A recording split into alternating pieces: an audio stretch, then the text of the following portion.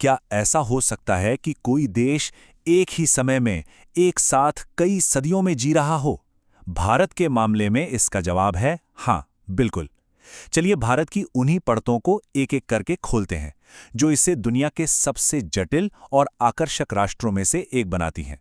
ये जो बात है ना, ये भारत के दिल को छू लेती है। सोचिए, एक तरफ सदियों पुरानी इमारतें हैं और दूसरी ही तरफ भविष्य की तकनीक। और ये जो विरोधाभास है, ये कोई टकराव नहीं है, नहीं, ये तो भारत की पहचान का एक बहुत ही अनोखा पहलू है। यहाँ ऐसा लगता है मानो समय सीधी रेखा में चलता ही नहीं।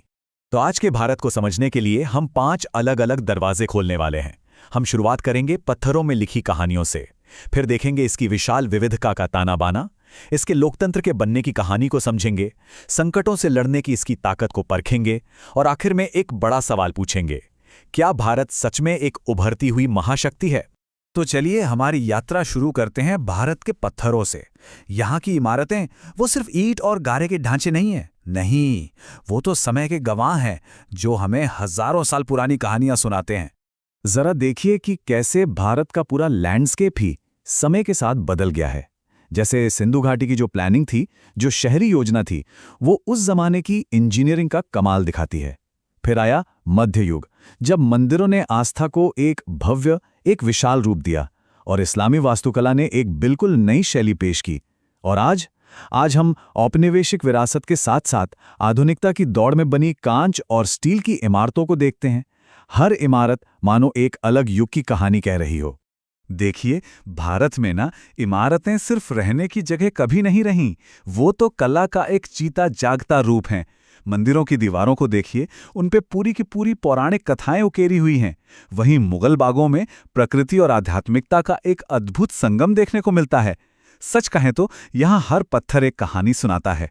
अच्छा, जिस तरह भारत की वास्तुकला में हमें कई शैलियां एक साथ दिखती हैं ना, ठीक उसी तरह इसका समाज भी है, अनगिनत विविधताओं का घर। तो सवाल ये उठता है कि 1 अरब से ज्यादा लोगों का ये देश आखिर एक साथ रहता कैसे है? चलिए इसके सामाजिक ताने बाने को थोड़ा और करीब से समझते हैं। भारत की एकता का जो मूल मंत्र है, वो है विविधता में एकता। अब इसका मतलब ये बिल्कुल नहीं है कि सब कुछ एक जैसा हो जाए, नहीं, इसे एक गुलदस्ते की तरह समझिए, जहां हर फूल का अपना अलग रंग है, अपनी अलग खुशबू है, और यही सब मिलकर उसे खूबसूरत बनाता है। और ये विविधता, ये सबसे साफ तौर पर दिखती है धर्मों में। भारत दुनिया के लगभग सभी बड़े धर्मों का घर है।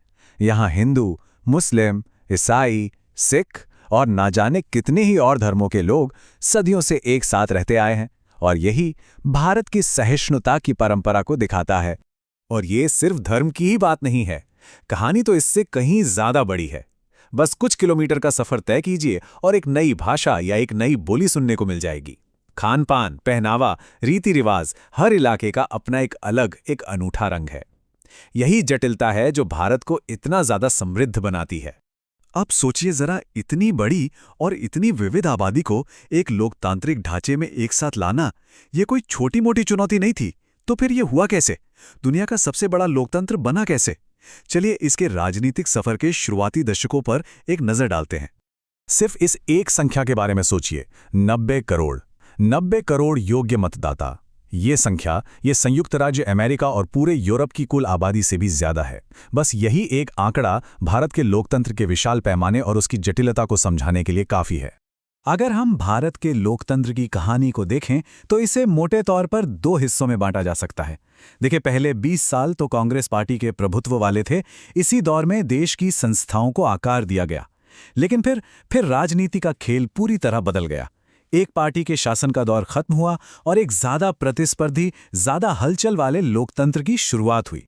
तो सवाल उठता है कि वो कौन सी चीज है, वो कौन सी गोंद है जो इस विशाल विविधता को एक साथ जोड़कर रखती है? तो इसका सबसे बड़ा आधार है भारत का संविधान। ये सिर्फ एक किताब नहीं है, ये एक ऐसा दस्तावेज है जो हर नागरिक को बराबर के अधिकार देता है और पूरे देश को एक आर्थिक बाजार के तौर पर एक साथ लाता है। लेकिन देखिए, किसी भी लोकतंत्र की असली परीक्षा तो संकट के समय ही होती है, और भारत का लोकतंत्र भी कई बड़े तूफानों से गुजरा है। तो चलिए देखते हैं कि इसने कैसे न सिर्फ इन चुनौतियों का सामना किया, बल्कि कई बार तो उनसे और भी मजबूत होकर उभरा। एक लोकतंत्र अपनी सबसे बड़ी, सबसे कठिन परीक्षा में कैसे पास होता है? भारत के लिए यह परीक्षा आई साल 1975 में, जब देश पर इमरजेंसी थोप दी गई। इमरजेंसी का वो दौर भारतीय लोकतंत्र के लिए यकीनन एक काला अध्याय था। लोगों के बुनियादी अधिकार तक छीन लिए गए थे। लेकिन फिर कुछ ऐसा हुआ जिसकी उम्मीद कम ही लोगों को थी। 1977 में लोगों ने चुनावों के जरिए वोट की ताकत से सत्ता बदल दी। ये एक शांतिपूर्ण क्रांति थी जिसने ये साबित कर दिया कि भारत में लोकतंत्र की जड़ें कितनी ज्यादा गहरी हैं। इमरजेंसी के बाद से भारत की राजनीति ने एक नया मोड़ लिया। पहले हमने गठबंधन सरकारों का एक लंबा दौर देखा जहां कई पार्टियां मिलकर सरकार चलाती थी। और आज हम एक ऐसे दौर में हैं जहां एक पार्टी का बहुमत है, लेकिन इसके साथ ही लोकतंत्र के सामने कुछ नई तरह की चुनौतियां भी आकर खड़ी हो गई हैं। तो इतिहास, समाज और राजनीति की इन सभी परतों को समझने के बाद अब हम आते हैं सबसे बड़े सवाल पर। क्या भारत भविष्य की एक महाशक्ति है? चलिए इसकी ताकतों और चुनौतियों दोनों को बराबर से तौलते हैं। जब हम ये शब्द सुनते हैं महाशक्ति, तो इसका मतलब क्या होता है? ये सिर्फ सेना या पैसे की बात नहीं है। नहीं, इसका मतलब है तकनीक, संस्कृति और अपने विचारों के जरिए पूरी दुनिया पर असर डालने की ताकत। और देखिए, महाशक्ति बनने की ये राह कोई आसान नहीं है। आज भारत कई गंभीर अंदरूनी चुनौतियों का सामना कर रहा है। समाज में बढ़ता ध्रुवीकरण, मीडिया और न्यायपालिका जैसी स्वतंत्र संस्थाओं पर बढ़ता दबाव, ये कुछ ऐसे मुद्दे हैं जो भारत के लोकतांत्रिक भविष्य पर बड़े सवाल खड़े करते हैं। लेकिन जैसा कहते हैं, हर सिक्के का दूसरा पहलू भी होता है। इन चुनौतियों के बावजूद भारत की नींव आज भी बहुत मजबूत है। इसका लगातार बढ़ता हुआ आईटी सेक्टर, इसकी स्वतंत्र न्यायपालिका और इसका विशाल एकीकृत बाजार, ये सब वो मजबूत स्तंभ हैं जिन पर भारत अपनी ग्लोबल उम्मीदों की इमारत खड़ी कर सकता है। ये जो तस्वीर है ना, ये भारत के लोकतंत्र के एक बुनियादी द्वंद्व को दिखाती है। एक तरफ सूचना के अधिकार यानी आरटीआई जैसे कानूनों ने आम नागरिक को पहले से कहीं ज्यादा ताकतवर बनाया है, तो दूसरी तरफ भ्रष्टाचार और धीमी नौकरशाही जैसी पुरानी समस्याएं हैं जो तरक्की के राह में रोड़ा बनती हैं। ये एक लगातार चलने वाली खींचतान है। और ये हमें एक बहुत जरूरी बात याद दिलाता है, वो ये कि लोकतंत्र कोई मंजिल नहीं है जिसे पा लिया और बस। नहीं, ये तो एक सफर है। भारतीय लोकतंत्र हर रोज, हर दिन बनाया और संवारा जाता है।